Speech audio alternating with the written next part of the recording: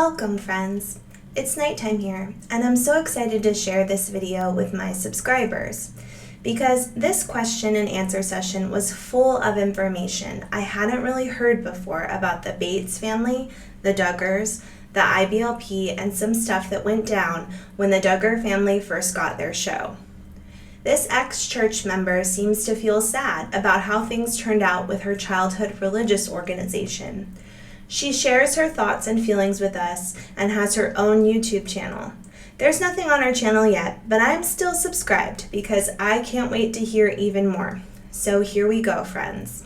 I'm going to start by reading an interesting bio of Colleen Angela, the ex-church member who is speaking out today. Then I will give a short background on the Bates, and lastly, I will read the question and answer session, which is full of interesting information about the Fundy world. Colleen says, "First things first. I was homeschooled all my life. Dad was in the military, so we moved around a lot. I attended Methodist, Presbyterian, and Bible churches that were fairly mainstream. Life was normal. It wasn't until I turned 11 that everything changed. My parents began attending a little white independent Baptist church in a small town in 2001. I'll call it HBC. It was an independent fundamental Baptist church. Gil Bates was a deacon there, and Michaela and Erin became my close best friends. Erin was my age, while Michaela was my older sister's age. Erin and I both loved the piano. I started taking lessons at 6, so a lot of our conversations revolved around music. I'd arrange piano sheet music for her to play on Sundays, and we would play duets for fun. All 4 of us sang in a quartet. When we both turned 16, we started taking from the same piano teacher. We were a tight group. In the fall, we'd make caramel apples. In the summer, we'd go to the lake together. We made matching clothes, sang songs at church, went shopping, visited each other's houses, and more. It was the Bates family who brought many of Bill Gothard's teachings to the church, including the Quiverful movement and ATI principles. In fact, the majority of the families who attended HBC had 11-plus children. My family had become members years after the Bates, so I never witnessed the alleged transformation that occurred after Mr. Bates became deacon. All I know is that my own family kept growing, from 4 of us kids to 8 within a few years. There was tension between the pastor and Mr. Gill because the pastor did not like ATI. It was an unspoken topic between the two. My older sister and I became quickly ashamed of our previous lifestyle, which included watching Disney movies, wearing jeans, jamming out to karaoke in our bedroom while listening to the 90s, 2000s pop hits. Anytime our church friends would come over, especially Erin and Michaela, we tried to hide everything we deemed too mainstream. I always felt a little too worldly because pre-11 years old, I had been exposed to things none of my conservative friends had, such as the Backstreet Boys and Britney Spears. I asked God for forgiveness regularly. Within a few years, the church came under fire for CA.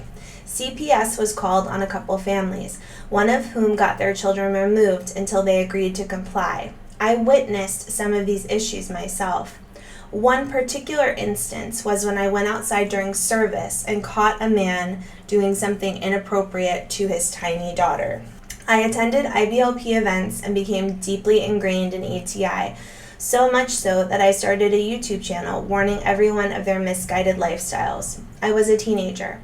The church and the friends I met from ATI were my primary support group and the only people I spoke with outside the internet.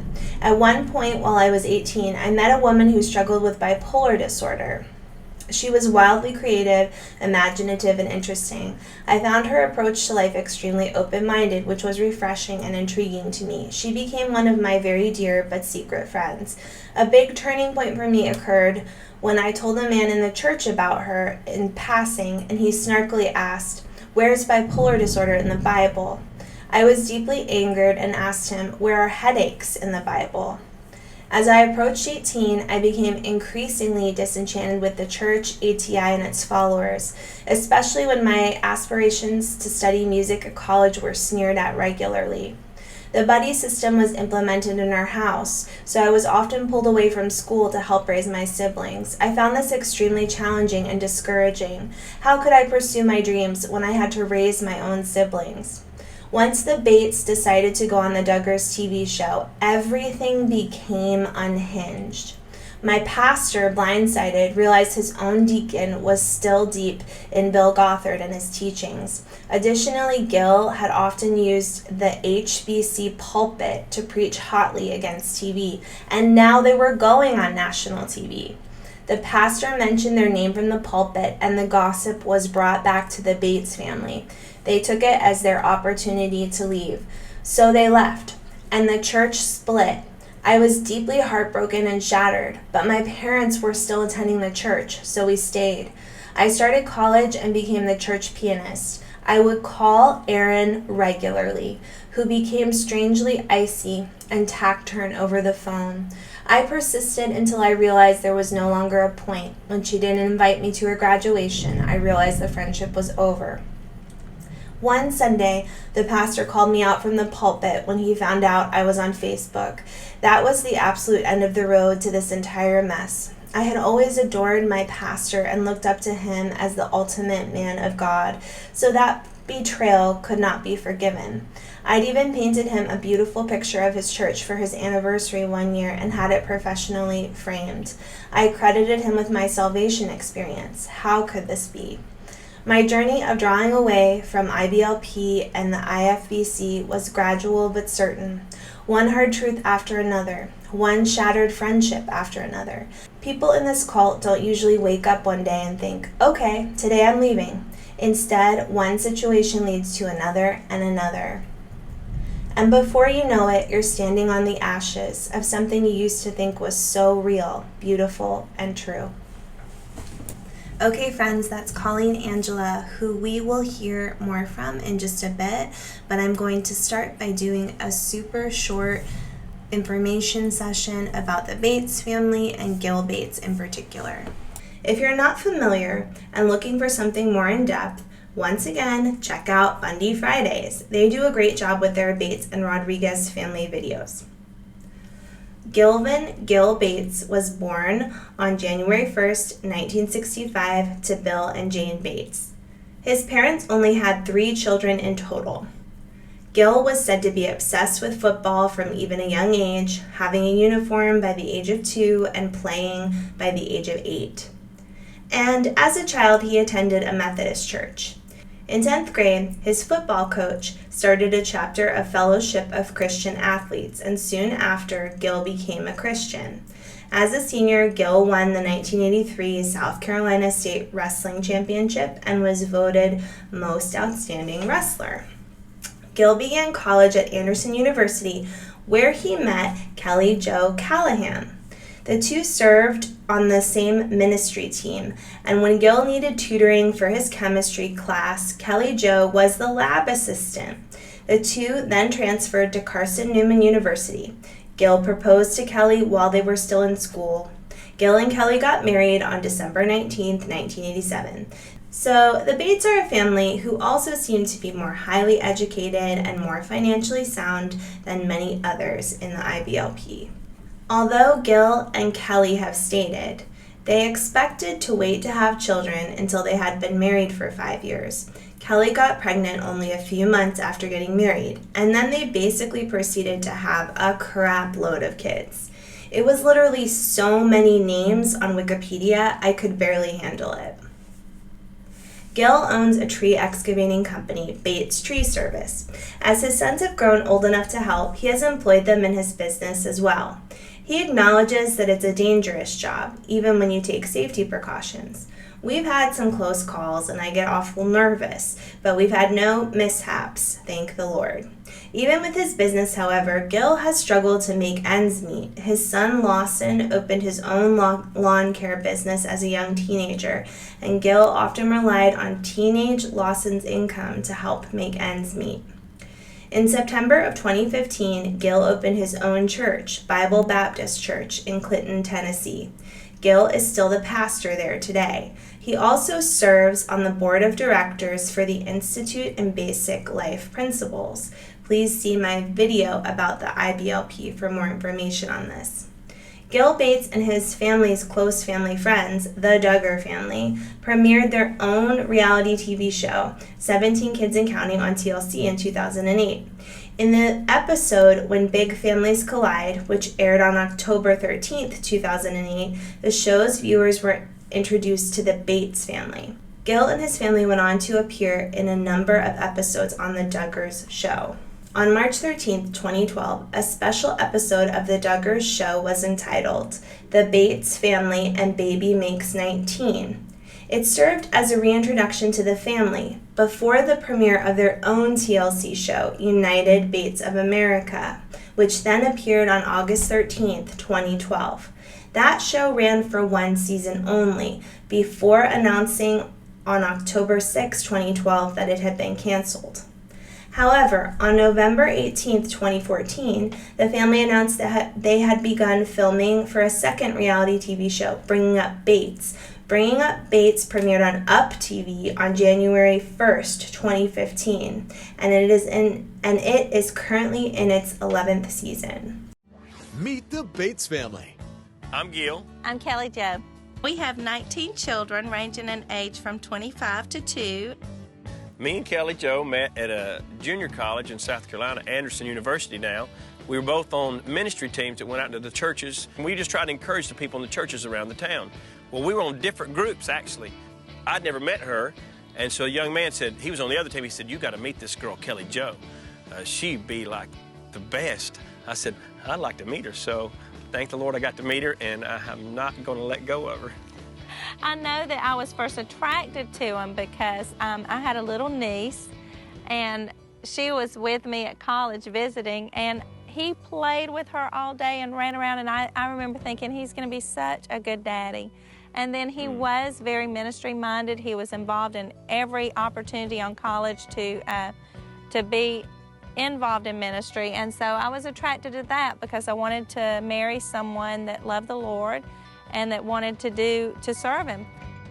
When we first thought about filming, I particularly as mom had a lot of concerns because we still have a lot of responsibilities to do, and you know, the questions came through my mind, is this going to change us? Is it going to be a distraction from who we are, what we need to get done in life, our goals, our priorities? So that was probably the biggest concern, but we prayed about it and we saw it as an opportunity to encourage other families because we know we've been encouraged by a lot of others. So that made it worthwhile. Bringing Up Bates, only on Up. On October 20th, 2015, a lawsuit was filed against the Institute in Basic Life Principles and its board members, which included Gil Bates. The lawsuit was filed by 5 women who claimed that they experienced SA, SH, and inappropriate, unauthorized touching while working at IBLP. David Gibbs III, son of IBLP member David Gibbs Jr., owned one of the law firms that represented this case. The lawsuit followed an internal investigation that IBLP conducted about SA allegations in 2014, but the plaintiffs felt that this was not handled properly. After the initial internal investigation, IBLP's founder Bill Gothard resigned on March 5th, 2014, and I talk about this in my IBLP video as well. On November 13, 2015, the Board of Directors released a statement claiming that the lawsuit was misplaced, with Bill Gothard being the only source of misbehavior. Due to the fact that none of the board members at the time had been on the board when the plaintiffs were working for the Institute, they felt confident that they were not at fault and stressed that no members of the board had been involved in any sort of cover-up. On December 2nd, 2015, the complaint was dismissed due to failing to state the necessary facts. But they came back on January 6, 2016, and a second lawsuit was filed. This lawsuit named Bill Gothard, but dropped the allegations against the individual board members, which included Gil. It was still against the corporation as a whole. So the Bates family is rather entangled with the Duggars and a big part of IBLP royalty. I haven't spoken much about the kids because there's so many of them, but I am going to speak a little bit about Erin Bates because she is mentioned specifically and repeatedly by the church member in the following question and answer session. So Erin Elise Bates was born on May 2nd, 1999 in Tennessee to Gil and Kelly. She was the couple's third child, and they went on to have 16 more children after her. "We have a lot of fun together," Erin said of having so many siblings. "We do everything together. We laugh together, we cry together. It's like having best friends around all the time." As a young adult, Erin said she felt she matured faster than most kids do because of the role she played in helping take care of her younger siblings. She also spoke highly of her childhood, saying, "Looking back on my childhood and the way that my parents raised me, I can't think of anything that was negative. Everything looking back is really positive, and we made the best memories. And yes, we may not have had a television or things that most kids might have, but at the same time, we substituted that for playtime with Dad, or, playing games as a family or making memories, so I don't feel like we missed out on anything. And actually, I think we were smarter because of it. Instead of watching TV and being consumed with video games and stuff like that, we would read books, and now all of us kids really have a love for reading, and I think that was very wise of my parents." Along with her siblings, Erin was homeschooled growing up. She and her siblings were raised as active participants of Bill Gothard's Institute in Basic Life Principles and regularly attended the yearly Advanced Training Institute conferences in Big Sandy, Texas. She has denounced this institute as an adult. As part of her homeschooling, she took a lot of piano lessons and was very good at playing and often played as the church pianist. Erin is currently married, and she met Chad Payne, her husband, at an IBLP Valentine's banquet on February 11th, 2011. They took 2 years to get to know each other, and in the fall of 2012, Chad asked Erin's father, Gil, for permission to court Erin, and then on December 4th, 2012, they got engaged. Erin and Chad married on November 2nd, 2013. The couple shared their first kiss at the altar. For their honeymoon, Erin and Chad spent the first couple of days in a cabin in the Smoky Mountains in Gatlinburg, Tennessee, and then they flew off to Shannon, Ireland, where they stayed for a couple of nights. After getting married, they moved into a house in Clinton, Tennessee. Shortly after that, Erin got pregnant and was due with her baby in October 2014. However, in March 2014, they discovered that the baby had stopped developing early on, so Erin had to have a D&C. Erin suffered 2 more miscarriages after that. Doctors were able to determine at that point that Erin actually suffers from a blood clotting disorder, and she would require medication in order to be able to carry future pregnancies to term. Erin attended Crown College of the Bible, and she pursued a bachelor's degree in music ministry. She actually had to borrow $2,000 from her brother Lawson to help pay for her schooling, but she was said to be a good student, and she graduated magna cum laude on May 5th, 2014. Erin has also released several tracks and CDs, mostly of hymns, and continues to play her piano at a number of events, including weddings. Erin also helps run a boutique called the Bates Sister Boutique, which she started with Carlin and her sister-in-law Whitney. She announced that it would be a clothing store in 2019, and they also opened an online store at that time. But in 2021, Erin decided to step back from the boutique, saying that she wanted to focus on her family. She was also having ongoing health problems at that time. Okay, so of all the kids, I just wanted to say a little bit about Erin because she is brought up repeatedly by Colleen Angela in the question and answer session. And lastly, I'm going to talk about the most recent scandal from the Bates, which ended up potentially being the end of their show on the Up channel, because I think it's important just to be aware of it.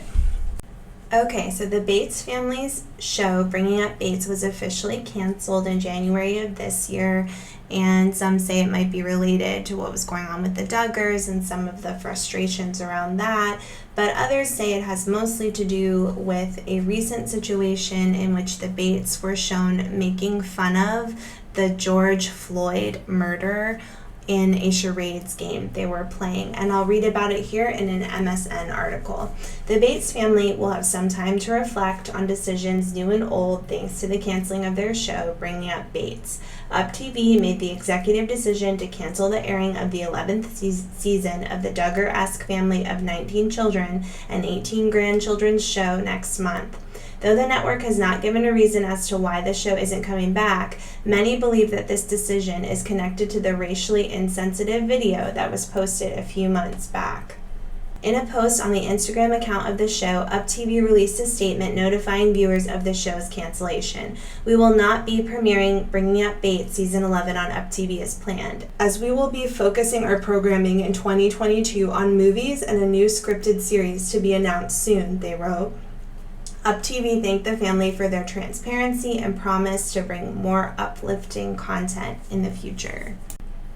Okay, friends, here we are, what we've all been waiting for. Thank you for waiting patiently while I set that all up. We know about the Bates family and Erin, and now we can dive right into the question and answer session with Colleen Angela.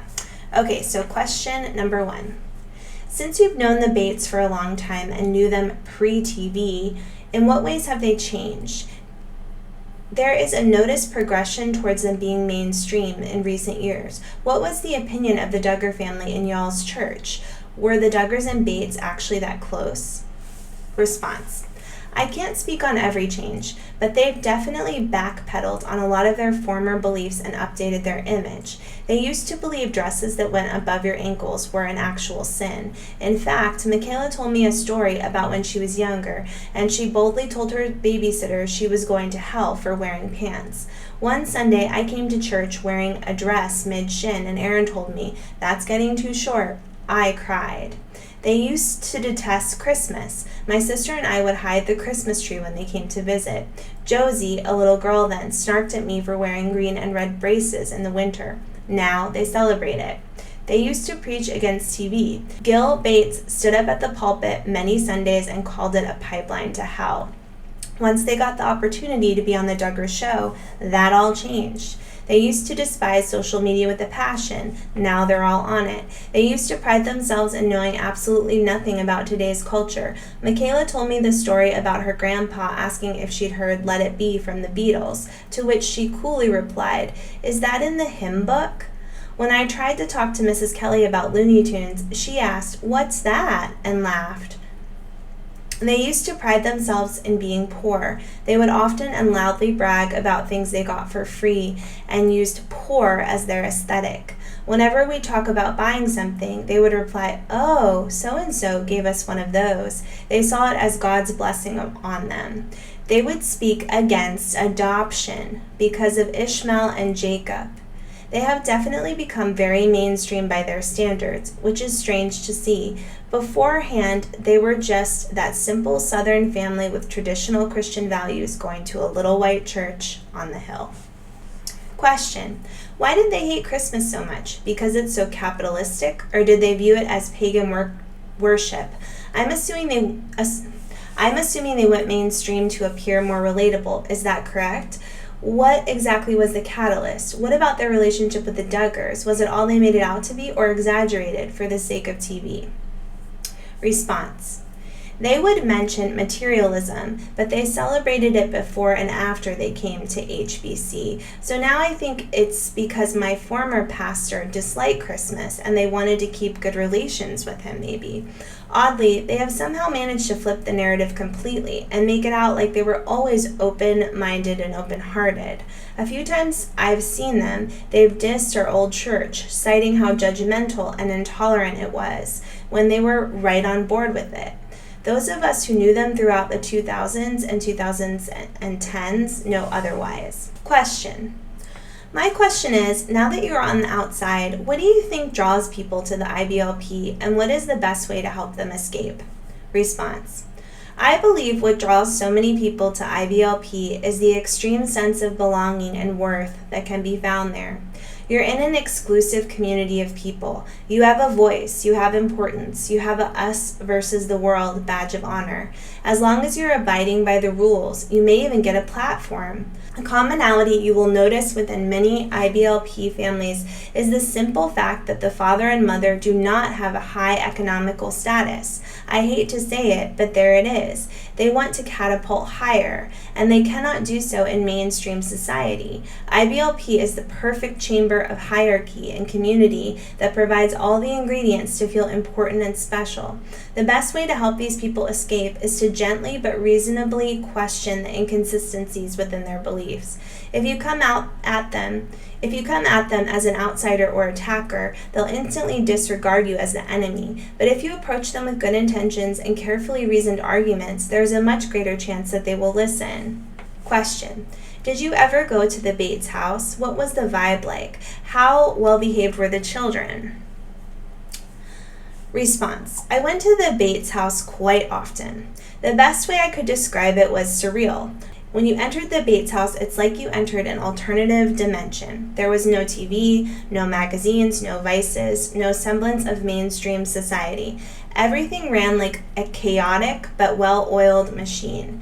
Kids here doing school, kids there running bikes, Jack running out to pick up oil for the car, Michaela getting a casserole started, singing, piano playing, laughing. There was always some misbehaving, but nothing too extraordinarily bad. They were very lighthearted about fights and messes, managed to end them quickly. I always felt very removed from society when I went to their house. There was a feeling of love and community that I actually enjoyed a lot. They value virtues that are very admirable, but strangely at odds with many of their beliefs. Question: have you ever gone to the patriotic room? Is there more to the Confederate decor than what Kelly Jo let slip? And there's a big rumor online that they have a large room, and I think it's also even been shown on the show, called the Patriotic Room, and there's some Confederate decor there. Response: oh my goodness, they are wildly Confederate. In fact, Zach and I had a running joke that I was a Yankee and he was a Confederate because I wasn't born and raised in Tennessee. They had a lot of books on Stonewall Jackson. Question: were they outwardly racist? Response: no, they were not outwardly racist, but almost everyone in ATI is white, so it's not as though they have to contend with race much. Question: I'll ask point blank, have any of the Bates been connected to the Gothard S.A. case or been investigated for CA? Have any of the older Bates boys been suspected of doing what Josh Duggar did? And let me just say here that this all has to be stated that what Colleen says is, allegedly just something that she heard. So her response is, I can say point blank to the second question that a friend of mine told me of an incident in which a boy touched her against her will. They'd been texting back and forth, but she put an end to it and fled the church afterwards. As far as I know, Gil Bates squashed his connections with Bill Gothard as soon as that scandal broke loose, so we'll never know. This is a comment made by Colleen in the question and answer session. She didn't get a question about it, but she just made a comment, and she says, people are disposable, stepping stones. My dad was a doctor, and they call him for free medication. My friend was a skilled violinist, so they used her for free lessons. When I tried to talk about how it hurt me that I didn't get invited to Erin's graduation, I was dismissed as a hater. When my friend tried to talk about her experience, it got laughed off. So I'm not surprised at all. It's in their family, and it's also part of the rest of the world. Question: were you church-going Christians before? Was it a big lifestyle shift? And secondly, now that you're out, what's your perspective on your pre-Fundy life and your life when you were involved in that church? Response: I had a lot of resistance to the church at 11-12. My hip wardrobe was torn apart, and suddenly I was wearing long dresses in the winter. My awesome music was ripped away, and suddenly gospel was blaring from speakers throughout the day. Nothing so radical had occurred to me up to that point. My family attended Methodist and Presbyterian churches, so while I loved church, I did not enjoy this new lifestyle that was thrust upon me. I have always been extremely spiritual and intuitive at heart, so I'm not closed off to God. I simply recognize him as who he is, not as who screaming fundamentalists tell me who is. My perspective on my pre-Fundy life is that I was spiritually, psychologically, and socially manipulated until that world was the only world that existed for me.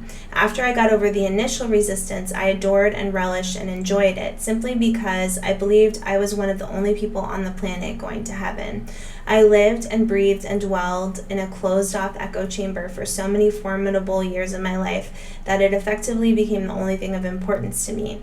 That is no way for a Christian or any human being to live. Question: did your family also leave the church? Did they treat you any differently when you left? Response: we all left the church. However, my parents are still involved in the IFBC, which I left, never to return. Question: do you remember the dynamics between the Bates siblings, like who were close and who was not so much? Response: they were all rather close, but there was some friction about Erin being the favorite child. Michaela and Zach grew super close later, while Josie and Katie were very close, as were Nathan and Lawson. I heard that the girls, from Alyssa downward, couldn't wait to wear jeans and make their own decisions. My friend told me there was a degree of tension between Alyssa and Erin because of their very different clothing standards. From what my friend told me, there was a lot of tension surrounding Whitney's marriage into the family because, number one, she had a job, number two, she was adopted, and number three, she was an ATI. But I do think she contributed to their changing standards. She likely opened their eyes to the fact that good Christian people do exist outside of their sphere. Men without shirts used to be a huge no-no. So standards have most certainly shifted. Question: why was Zach allowed to marry her? Response: I believe Zach was set on marrying her, especially after the heartbreak. It was bend or break kind of situation. The family couldn't prohibit him. He's a man after all. So they just adjusted the rules and smiled through their teeth.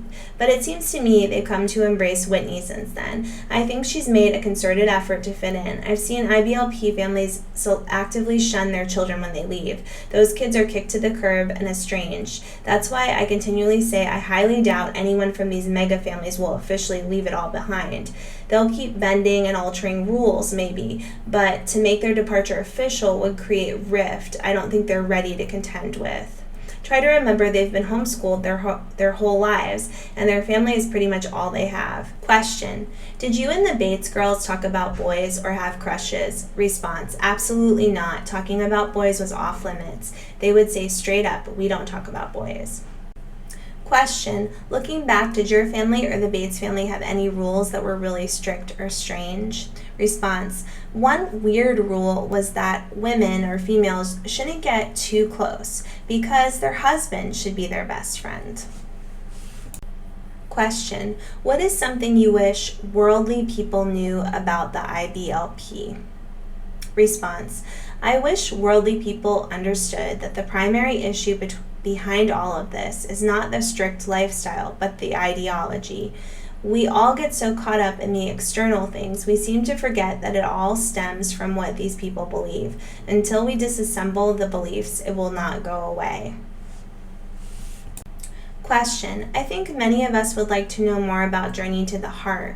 Is it a tool used to reprogram problem kids? Is it something that girls look forward to or dread? What does a typical day in the life of Journey to the Heart look like? Response: it's like a fundy Christian summer camp that revolves around a ton of preaching. Another program to drill Gothard's teachings into kids. There were certainly activities like hiking and swimming and camping, but at the heart of it, it was all Gothard's teachings. There was a special day of fasting called the Day of Delighting in the Lord. Of course, I enjoyed the people I met there, which made it a memorable experience for me. I still have journals full of sermon notes.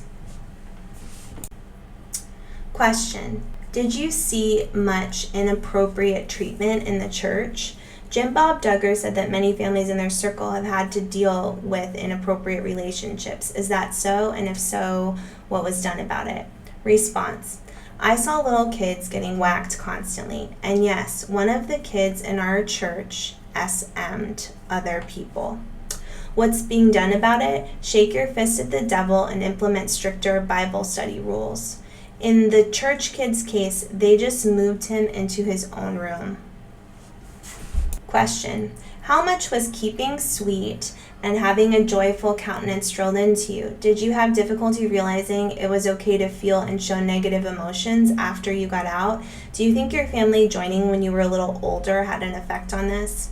Response. One of the absolute hardest things for me was learning that it's okay to have emotions. It's okay to be sad. It's okay to be angry. I became so deeply repressed at a certain point that I didn't even know when I was happy or mad, or I didn't think I had a right to be mad. When people were unkind to me, I'd just smile. I'd let people do whatever they wanted, which almost landed me in an engagement that I didn't have a say in. You have no choice as an IBLP girl, which makes it insanely hard for you to understand yourself or your emotions. Question. Are arranged marriages common? Absolutely. More common than fundies want you to believe. 3 of my church friends were arranged to marry men. One of them ran away and eloped with another guy. I feel like God is calling me to marry him. No, Rachel, your dad just told you that you had no choice in the matter, I would say. Question. What would be the reason to keep the oldest girl at home as long as possible? Response. The oldest girl is always the workhorse of the Quiverful family. From the time she was 3 years old, she was taught to diaper and feed her younger siblings, so she remains the most valuable asset. As it goes down the line, the training of kids becomes less and less important since the eldest are there to pick up the slack. Question. Would that explain why Jana is home at 29? Response. I personally believe Jana is afraid to leave her younger siblings alone. I've talked to first-hand sources who say those kids are neglected regularly, left alone, undisciplined. She is their mom. Question. In your own children or future children, what aspects of the lifestyle would you try to teach them, and which would you avoid? Response. Gothard's 49 character qualities include a lot of traits I'd want my children to aspire to build. Assertiveness, kindness, compassion, courage, to name a few. The problem comes when you begin to build a child's entire sense of worth off those qualities. If they're not living up to them, they're bad and evil. If they are, they're good and holy. That is mentally and emotionally damaging to a kid and fosters a constant fear of failure and worthlessness. I don't want my children's sense of worth and value to be wrapped up in whether they're attaining 49 character qualities, reaching their daily Bible study, and taking care of their siblings. I want to teach them that they are unconditionally loved no matter what. What was most detrimental to me? For one, I never felt like I could be open and honest with my family or friends about my struggles. I was plagued with so many spiritual, emotional, and doubts and fears, which I was forced to weather alone. It isolated me. It ate at me. I became extremely depressed during my teenage years. Question. Being a young girl in the Quiverful movement, what were your feelings on the role you would have to take on as a woman once you were old enough to marry? Response. Feelings that aren't aligned with their protocol are highly discouraged. So you live in a world of repression. In retrospect, I wasn't really in touch with my own feelings on the matter, but the community is super tight, so you simply want to do what all your peers are doing. In my mind, I couldn't wait to have my kids and be a mom because it meant my friends and I could be in on it together. And there was always that tiny part of me that knew there was something else out there and I wanted more. Question. Do you think Gil and Kelly are true believers in IBLP philosophy, or are the Bates money-hungry famers? Response.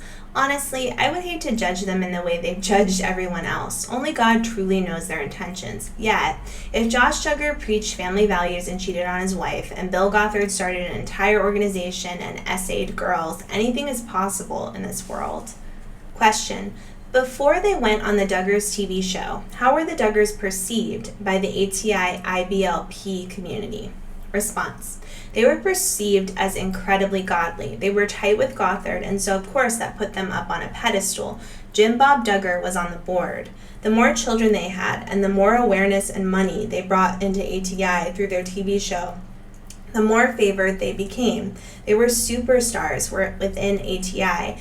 Question. Do you think any of the Bates children would ever break from the family and or IBLP? Response. It's a possibility, especially for the younger children.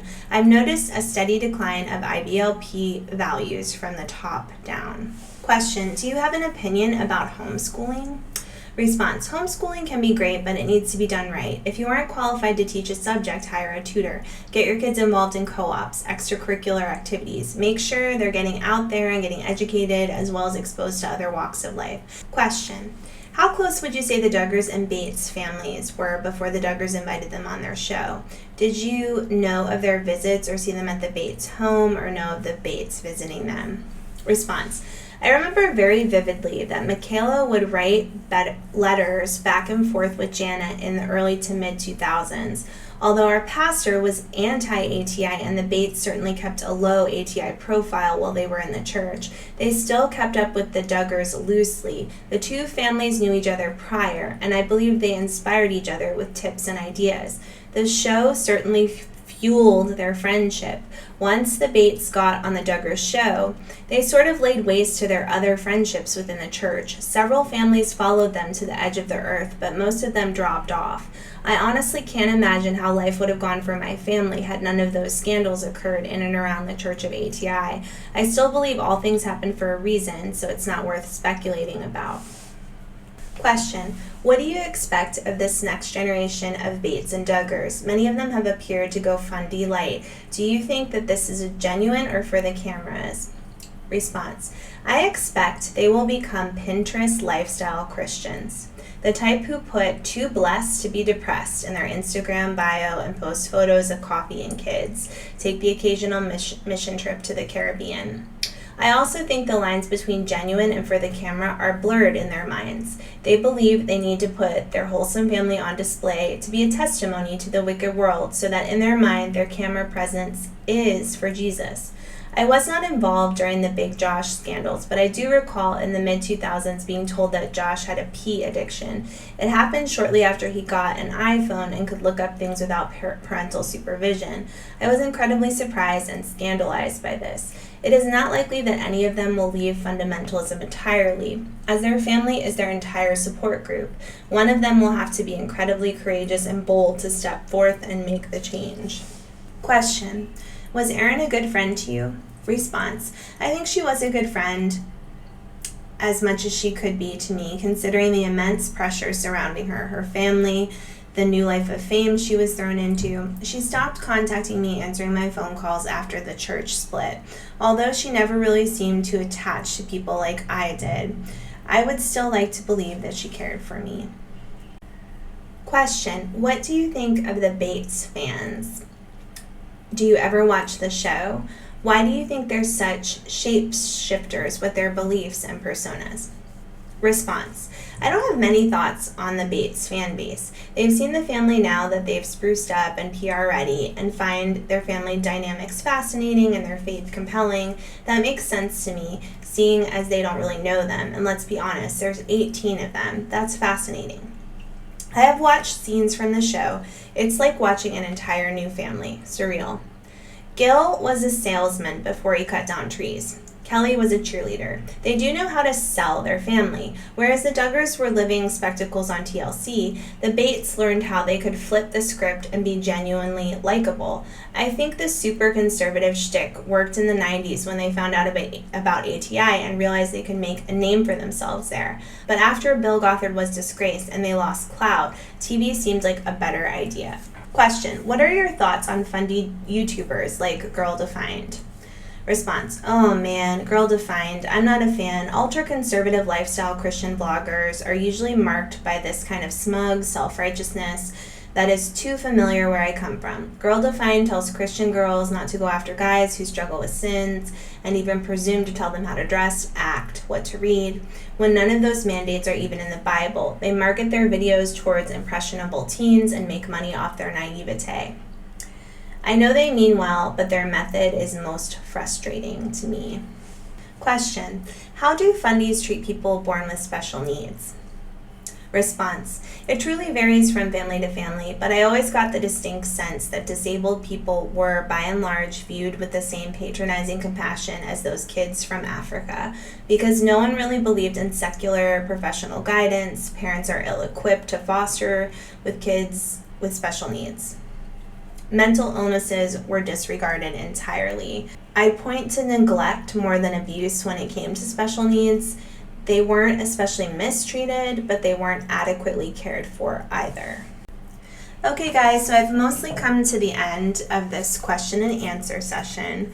Not all of it was saved from the original time period it was posted in. It was posted a couple of years ago, and I would love to hear more from Colleen Angela. As I stated at the beginning of this video, I am following her on YouTube, hoping she will restart her channel and make some more videos for us. So maybe you should follow her too. I hope you learned a little bit from this AMA, and I will continue to bring more information as people hopefully continue to speak out about the Duggars and other families within the IBLP. Hey guys, if you're still watching, take a moment to like and subscribe. Thank you for hanging out on my channel, and I hope to see you guys again. A lot of you know I'm starting back up at work full time, but hope to get at least a couple videos out every now and again, and I will definitely be seeing you around Josh Duggars' sentencing.